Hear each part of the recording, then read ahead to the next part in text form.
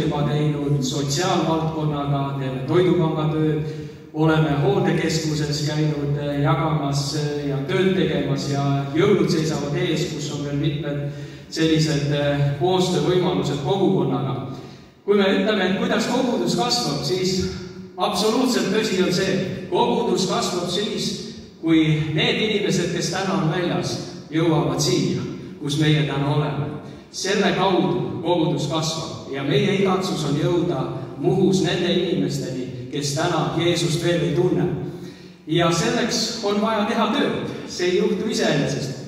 Kindlasti on vaja palvetada, see on lahutamatu osa ühe kristlase elus ja seda me teeme. Aga tuleb ka sirutada välja, tuleb minna paikadesse, kus inimesed on, võtta nendega ühendust, kõneleda nendega, leida aega nende jaoks.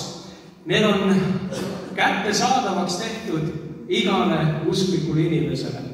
Ja ma näen, siin on ka palju tühju paiku, nii nagu meil Muhuski on veel kohta inimeste jaoks. Selleks, et need täituksid, armas kogudus, on vaja teha tööd. Ja milleks Jeesus meid kutsus?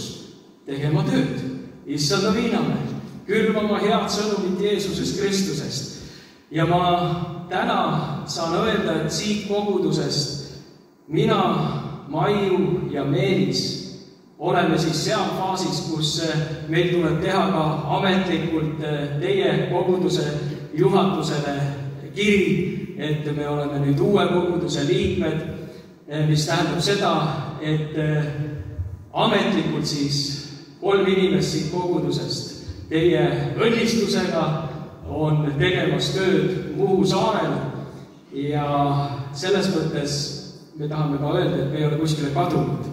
Ikka kui võimalus on ja me Kuressaares oleme, me oleme siin ja tahan öelda ka, et te olete alati tere tulnud Muhu saarele ka Jumala teenistustel osalema. See ei ole ainult meie 3, kes on seal, vaid ka teie olete osa sellest tööst, mida Jumal on seal alustanud ja mida ta teeb.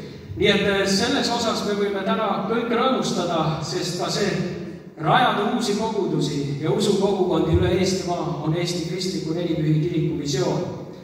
Ja järgmisel kuul, kui Jumal lubab, on sündimas veel üks kogudus. Ja sellest te kuulete juba arvatavasti detsembris ise, sest see koguduse rajaja on tulemas ka teie keskele. Mida ma tahan öelda on see, et Jumal ei ole surnud, vennad ööd. Jeesus Kristus elab. Ja ikka ta leiab neid südameid hingi, küsides, kas sa oled valmis panema käe adra külge ja minema välja. Oli Vanatestamendiski prohveteid, kes ütles, aga keda läkitada? Läkita mind lihtsalt, siin ma olen. Kui täna on siin teie hulgas neid, kes tunnevad ühte tugevamat kutset oma sees, sirutada välja, teha midagi enamat, kui sa täna oled teinud.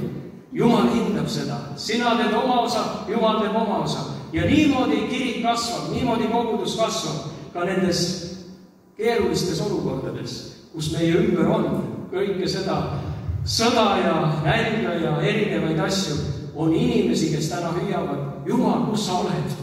Jumal, kus sa oled? Ja Jumal on tihti valinud oma rahva selleks, et kasutada neid vendasid, õdesid, et viia